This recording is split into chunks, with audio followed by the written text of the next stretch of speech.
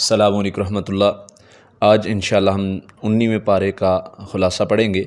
سب سے پہلے اس میں اللہ تعالیٰ فرماتے ہیں، ان لوگوں کا ذکر کرتے ہیں کافروں کا جنہوں نے کہا کہ اللہ تعالیٰ نے فرشتے کیوں نہیں اتارے یا ہمارے سامنے کیوں نہیں آیا۔ وقال الذین لا یرجون لقاءنا لولا انزل علینا الملائکۃ، کیوں نہیں اللہ تعالیٰ نے ہم پر، جن لوگوں نے اللہ فرماتے ہیں ہماری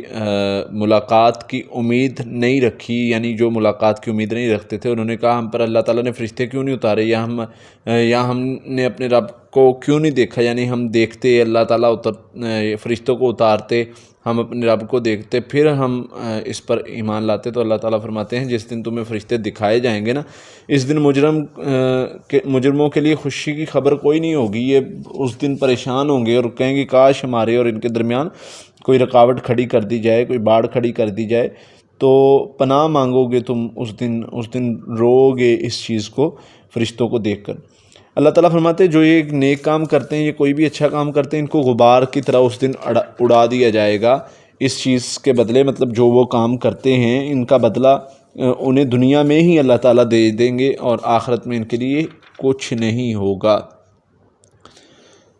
پھر اللہ تعالیٰ فرماتے ہیں کہ قیامت کے دن جب ان کو پکڑا جائے گا، پھر اللہ پوچھیں گے الملک یومئذ الحق للرحمن، بتاؤ آج بادشاہت رحمان کی ہوگی، آج کے دن کا بادشاہ جو ہے وہ اللہ رحمان ہے، اس کے علاوہ کوئی نہیں ہے۔ کافروں پر یہ دن بہت مشکل کا ہوگا، کافروں کے لیے یہ دن بڑی پریشانی کو ہوگا۔ اسی طرح اللہ تعالیٰ فرماتے ہیں پھر اس دن ظالم جو ہیں وہ کبھی ہاتھوں کو کاٹیں گے، کبھی کہیں گے کاش ہمارا وہ دوست نہ ہوتا۔ ادھر نبی صلی اللہ علیہ وسلم دوست کے والے سے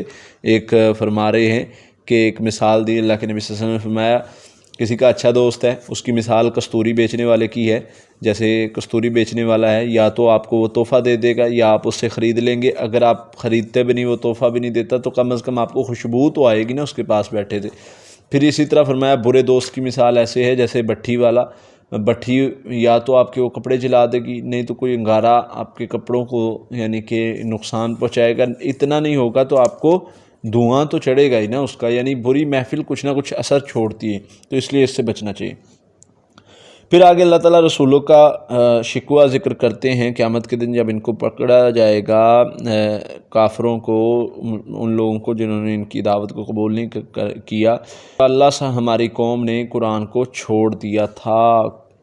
اللہ تعالیٰ فرمائیں گے کہ ان کو جب پکڑا جائے گا تو رسول یہی شکوہ کریں گے کہ اللہ انہوں نے قرآن کو چھوڑا تھا، اس لیے یہ گمراہ ہوئے ہیں، اس لیے یہ بھٹکے ہیں اس رستے سے۔ تو جو قرآن کو چھوڑ دیتے ہیں وہ رستے سے بھٹک جاتے ہیں۔ پھر انہوں نے کہا جی قرآن ایک بار کیوں نہیں اترا؟ اللہ تعالیٰ فرماتے ہیں ہم نے قرآن کو تھوڑا تھوڑا کر کے نازل کیا ہے، اس میں مقصد ہے تاکہ آپ ٹھہر ٹھہر کے پڑھیں، آپ کے دل مضبوط ہو جائیں۔ ایک ہی بار میں سارے احکام آ جاتے تو یہ سارے جو ہیں وہ پریشان ہو جاتے۔ پھر اسی طرح آگے اللہ تعالیٰ نے کچھ واقعات ذکر کیے ہیں جن میں عاد سمود کا واقعہ ہے، جن میں حضرت موسیٰ کی قوم کا واقعہ ہے جو ہم پیچھے پڑھ چکے ہیں۔ پھر اسی طرح اللہ تعالیٰ فرماتے ہیں کہ اس شخص کے بارے میں آپ نے نہیں دیکھا جس نے اپنی خواہشات کو معبود بنا لیا، اس شخص کے بارے میں نہیں آپ نے دیکھا، یعنی جو بندہ اپنی خواہشات کو معبود بنا لے اس کے بارے میں اللہ تعالیٰ فرماتے ہیں کہ آپ نے نہیں دیکھا، تو وہ بندہ بھی جو ہے وہ اللہ کے نزدیک بہت زیادہ افسوس زدہ ہے، یعنی وہ افسوس ہے اس پر کہ جس نے اپنی خواہشات کو آگے رکھا۔ فرمایا یہ چوپایوں سے بھی بدتر ہے یہ ایسے لوگ جو اپنی خواہشات کو معبود بنا لیتے ہیں۔ پھر اللہ تعالیٰ فرماتے ہیں، اللہ تعالیٰ کچھ چیزیں اپنی قدرت کی بتاتے ہیں۔ اللہ تعالیٰ بتاتے ہیں وَمَا أَرْسَلْنَاكَ إِلَّا مُبَشِّرًا وَنَذِيرًا، اللہ فرماتے ہیں ہم نے آپ کو بھیجا ہے بشیر بنا کے، خوشخبری دینے والے، ڈرانے والے۔ پھر اللہ تعالیٰ فرماتے ہیں کہ ہر نبی نے یہی بات کی قُلْ مَا أَسْأَلُكُمْ عَلَيْهِ مِنْ أَجْرٍ، کیا ہم نے اس سے تم کوئی مزدوری مانگی ہے، کیا تم سے کوئی اجر مانگا ہے؟ ہمارا تو اجر، ہماری تو مزدوری ساری کی ساری اللہ کے سامنے ہے، ہم نے تو اللہ سے مزدوری مانگی ہے، تو اس لیے ہم تم سے تو کوئی سوال ہی نہیں کرتے۔ اور اللہ تعالیٰ یہاں پر کچھ اپنی یعنی قدرتوں کا، کچھ چیزوں کا ذکر کرتے ہوئے بتاتے ہیں کہ اللہ تعالیٰ نے تم پر کون کون سے انعام کیے ہیں، اللہ تعالیٰ نے کون کون سے جو ہے وہ اللہ تعالیٰ نے تم پر اتنا فضل کیا ہے، وہ سارے ذکر کرتے ہیں۔ پھر اللہ تعالیٰ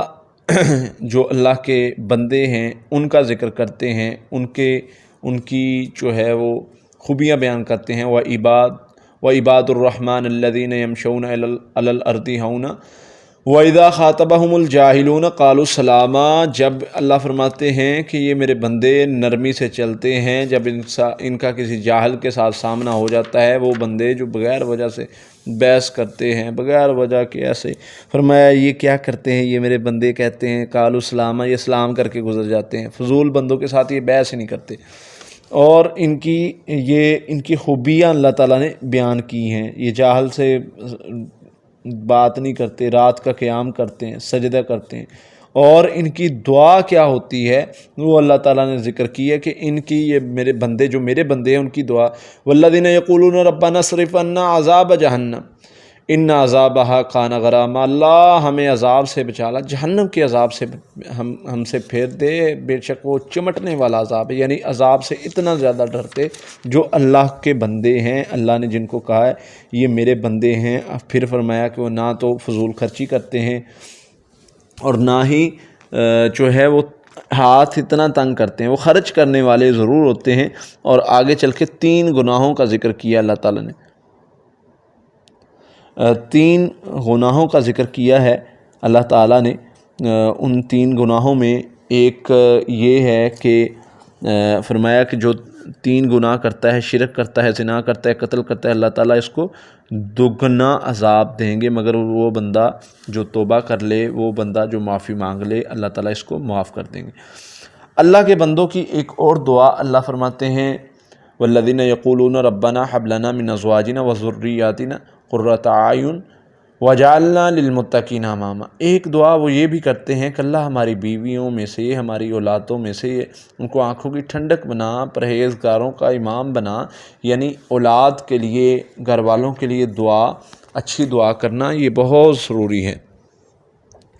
اور ان کے لیے دنیا کی آخرت کی بھلائی مانگنا یہ بہت ضروری ہے، اس سے ان کے لیے بھی خیر ہے اور آپ کے لیے بھی خیر ہے۔ پھر اللہ تعالیٰ جو ہے وہ اسی طرح آگے سورت شروع ہو رہی ہے، اس میں اللہ تعالیٰ سب سے پہلے ذکر کرتے ہیں سورۃ شعراء، اس میں ذکر کرتے ہیں اللہ تعالیٰ کتاب کا جو ہے وہ تعارف کروا کے، پھر اس کے بعد اللہ تعالیٰ ذکر کرتا ہے لعلک باخع نفسک اللہ یکون مؤمن، اللہ فرماتے ہیں کہ کیا آپ اپنی جان کو ہلاک کر لیں گے اگر یہ مومن نہیں ہوئے۔ دوسری جگہ ہم پیچھے پڑھ کے آئے ہیں، وہ میری آیت ذہن میں آ رہی تھی لعلک باخع نفسک علی آثارہم، اگر یہ ایمان نہ لائے تو کیا آپ جو ہے وہ ان کو آپ اپنے آپ کو ہلاک کر لیں گے، یعنی اپنے آپ کو مشقت میں ڈال لیں گے۔ تو اس طرح اللہ تعالیٰ نے ان لوگوں کا ذکر کیا، آپ کو حوصلہ دیا نبی صلی اللہ علیہ وسلم کو۔ پھر اللہ تعالیٰ فرماتے ہیں کہ اللہ اگر چاہتا تو نشانیاں اتار سکتا تھا، لیکن یہ اللہ کی یہ نشانیاں نہیں دیکھتے، اللہ تعالیٰ نے کتنے انعامات جو ہیں وہ اتارے ہیں، کتنی جو ہیں چیزیں پیدا کی ہیں، کھانے والی، پینے والی، اتنی مہربانیاں جو ہے اللہ تعالیٰ نے کی ہیں، تو یہ ان چیزوں کو نہیں دیکھتے۔ پھر اللہ تعالیٰ حضرت موسیٰ علیہ السلام کا واقعہ ذکر کرتے ہیں کہ اللہ تعالیٰ نے کہا حضرت موسیٰ علیہ السلام کو کہ جاؤ فرعون کے پاس، اس کو دعوت دو۔ تو حضرت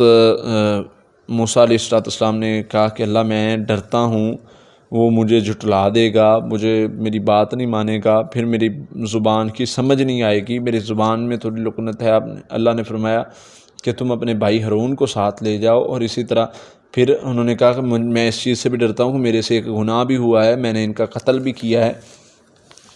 اب حضرت موسیٰ علیہ السلام اللہ کے حکم سے چلے گئے اس کے پاس، اس کو جا کے دعوت دی۔ اس نے پہلے شکوہ کیا کہ موسیٰ تم بڑے نشکرے ہو، تم نے جو ہے وہ ہماری یعنی کہ اتنی عمر ہم میں گزاری ہے، ہمارے گھر میں گزاری ہے، تو تم نے شکرے ہو، تم نے ہماری جو ہے وہ یعنی ہم نے تمہیں اتنی دیکھ بھال کی۔ یعنی اللہ تعالیٰ نے جب حضرت موسیٰ علیہ السلام کو فرعون کے گھر میں پناہ دی تھی تو ہم نے تمہارا اتنا خیال رکھا ہے، تو پھر اس کے بعد تم نے ہمارا گناہ بھی کیا، یعنی قتل بھی کیا تم نے ہمارے۔ پھر بھی حضرت موسیٰ علیہ السلام نے فرمایا ہاں میرے سے غلطی ہوئی تھی اور میں اس ڈر سے ہی یہاں سے بھاگ کر گیا تھا۔ تو پھر حضرت موسیٰ علیہ السلام نے اس کو دعوت دی کہ اللہ کی طرف لوٹا اور بنی اسرائیل کو میرے ساتھ بھیج دے۔ تو فرعون نے کہا کہ تمہارا رب العالمین کون ہے؟ حضرت موسیٰ علیہ السلام نے تعارف کروایا کہ میرا رب ہے جو آسمان و زمینوں کا ہے، جو اس کے درمیان سب کچھ اسی کا، اس کا جو رب ہے وہی میرا رب ہے، جو تمہارے باپ دادا کا رب ہے۔ تو اس نے کہا کہ یہ جو ہے وہ کیسا یعنی کہ پیغمبر آ گیا ہے، نعوذ باللہ، برے الفاظ حضرت موسیٰ علیہ السلام کو کہنے شروع کر دیے۔ پھر اس نے جو ہے وہ کہا کہ اس نے آواز لگائی لوگوں کو کہ یہ جو ہے وہ اگر جادوگروں کو اکٹھا کرنے کا واقعہ جو اس نے شروع کر دیا، مطلب جادوگروں کو بلاؤ، یہ ایک جادوگر ہے۔ اور اس نے حضرت موسیٰ علیہ السلام کو بھی دھمکی دی کہ اگر آپ نے یہ دعوت کو نہ چھوڑا، اگر مجھے نہ معبود مانا تو میں آپ کو قید کر دوں گا۔ یہ دھمکیاں سننے کے باوجود حضرت موسیٰ کھڑے رہے اور دعوت دیتے رہے۔ اس نے پھر جادوگروں کو بلایا اور سارا واقعہ جو پیچھے ہم پڑھ چکے ہیں کہ جادوگروں کے ساتھ مقابلہ ہوا، پھر اس کے بعد وہ مسلمان ہوئے، یعنی وہ مومنوں میں سے ہو گئے، اللہ کے تابع داروں میں سے ہو گئے۔ پھر اسی طرح آگے آگے معاملات چلتے گئے، وہ ہم پیچھے 2-3 مرتبہ پڑھ چکے ہیں۔ پھر آگے شروع ہوتا ہے حضرت ابراہیم علیہ السلام کا واقعہ۔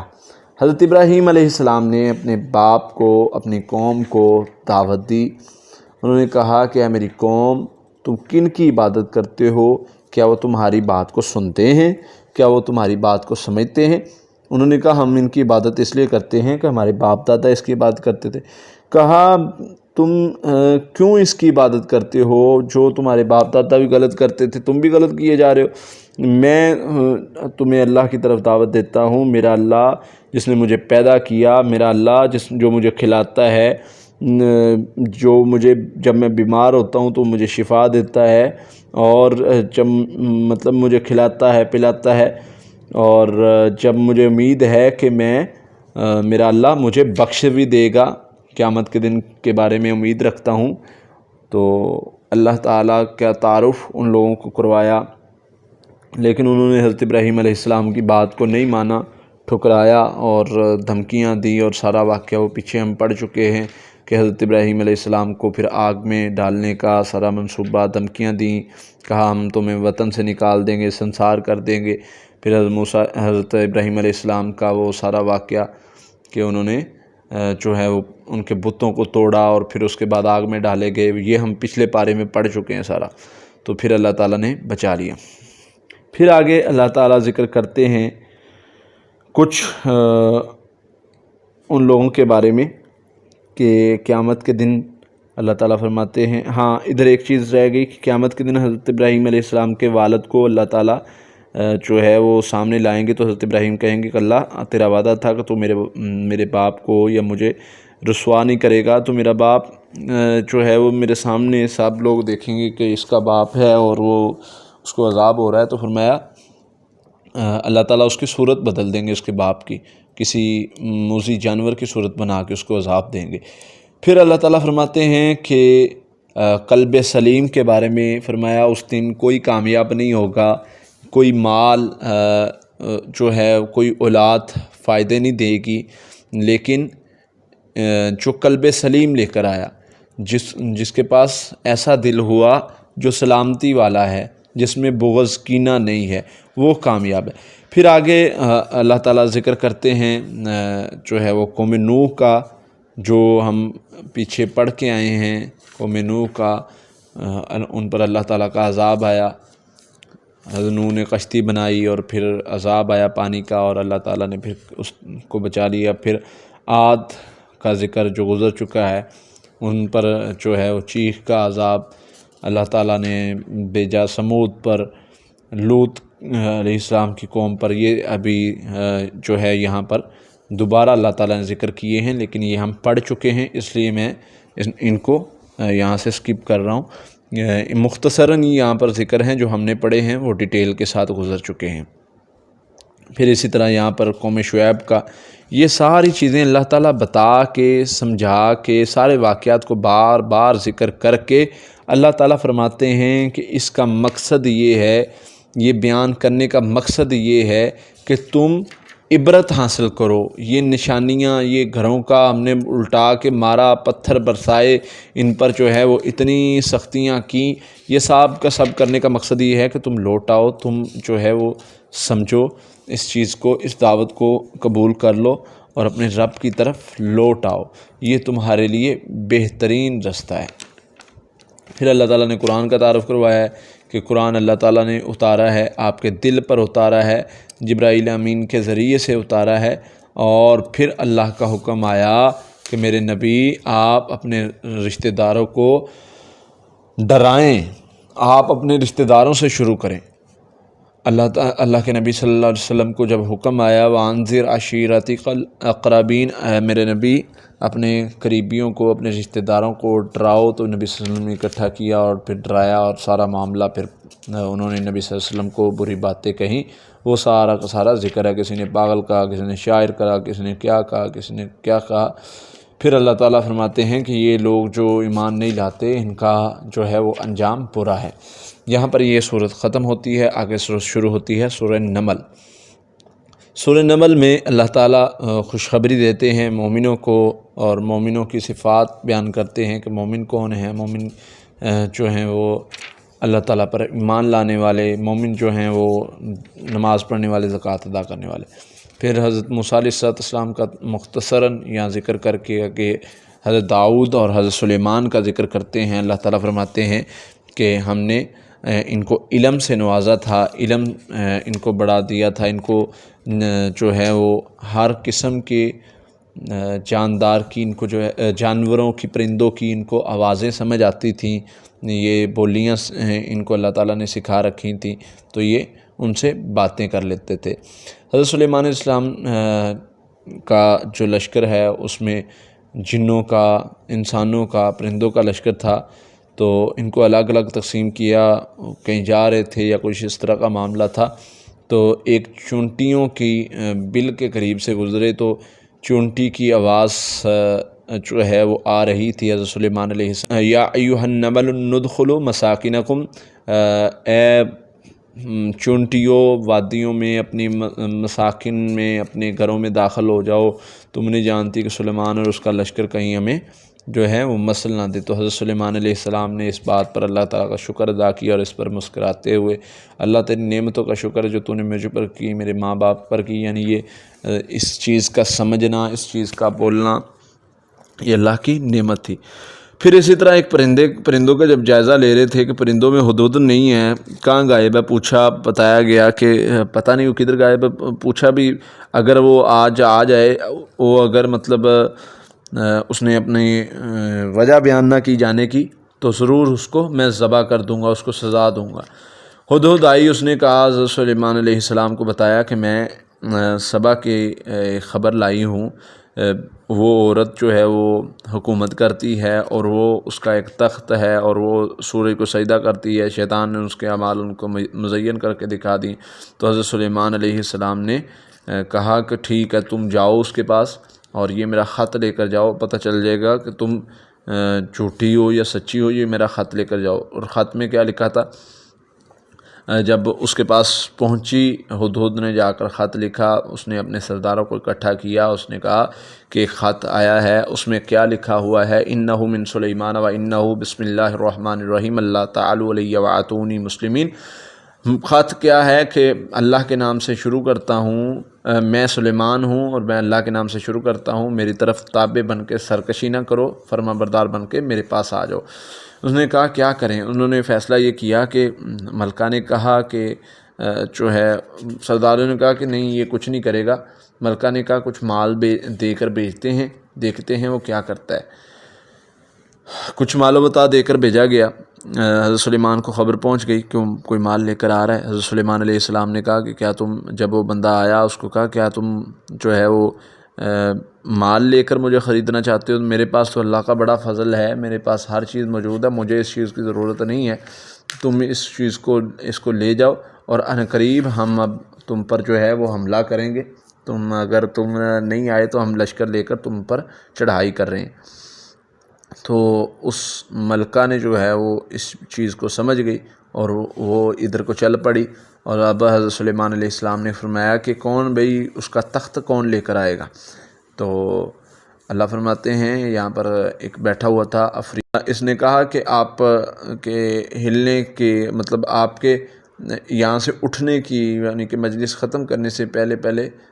میں یہ لے آؤں گا، مجھے جانتے ہیں کہ میں ذرا قوی ہوں، میں ذرا طاقتور ہوں، میرے پاس بڑی طاقت ہے۔ تو حضرت سلیمان علیہ السلام نے فرمایا اس سے بھی جلدی چاہیے۔ تو اللہ فرماتے ادھر بیٹھا ہوا تھا جس کو ہم نے کتاب کا علم دیا تھا، اس نے کہا آپ ادھر دیکھ کے ادھر دیکھیں، یعنی پلک جھپکیں، ادھر دیکھ کے ادھر دیکھیں گے تو تخت آیا پڑا ہوگا، اور تخت آ گیا واقعتاً۔ اس نے کہا ھذا من فضل ربی، قال ھذا من فضل ربی، یہ میرے اللہ کا فضل ہے، اس نے مجھے آزمایا ہے تو میں اس کا شکر ادا کرتا ہوں۔ یعنی کوئی بھی اگر ہم سے کوئی کام ہوتا ہے تو وہ اللہ کے فضل کی وجہ سے ہے، ورنہ ہم کچھ نہیں ہے، اللہ آزماتے ہمیں۔ اس کے تخت کو لا کر تھوڑا سا بدل دیا گیا، پوچھا بھی، جب وہ آئی ملکہ اس کو جب دکھایا گیا تخت کے بیٹھو، اس کو کہا کہ یہ تمہارا ہی تخت ہے، کہتی تقریباً ملتا جلتا ہی ہے، وہی تخت ہے۔ پھر جو ہے وہ اس کو یعنی کہ ایک اللہ تعالیٰ نے حضرت سلیمان علیہ السلام کو طاقت دی تھی، حضرت سلیمان علیہ السلام نے پانی پر جو ہے وہ شیشے کی طرح اس کو جو ہے وہ بچھا دیا، ایسے محسوس ہوتا تھا جیسے پانی پر تخت پڑا ہوا ہے۔ تو یہ چیز دیکھ کر وہ بڑی حیران ہوئی۔ تو یہاں پر جو ہے وہ حضرت سلیمان علیہ السلام کی اس پر اور رعب اور دبدبہ بن گیا۔ پھر آگے اللہ تعالیٰ قوم سمود کا ذکر کرتے ہیں کہ قوم سمود کے بارے میں کہ ہم نے کیسے ان پر جو ہے وہ نبی کو بھیجا، اور صالح علیہ السلام کو بھیجا، اور انہوں نے جو ہے ہماری نشانی کو کاٹ ڈالا، پھر ان پر عذاب کس طرح آئے، کس طرح اللہ تعالیٰ نے ان کو پکڑا۔ تو اس لیے یہ ہم پیچھے پڑھ چکے ہیں، تفصیل سے واقعہ پڑھ چکے ہیں۔ تو جو کوئی بھی اس طرح کے اعمال کرے گا، اللہ فرماتے ہیں ہم پکڑیں گے۔ تو اللہ سے دعا ہے اللہ تعالیٰ ہمیں محفوظ رکھے۔ تو یہاں پر یہ پارہ ختم ہوتا ہے، انشاءاللہ کل ہم 20واں پارہ پڑھیں گے۔ السلام علیکم۔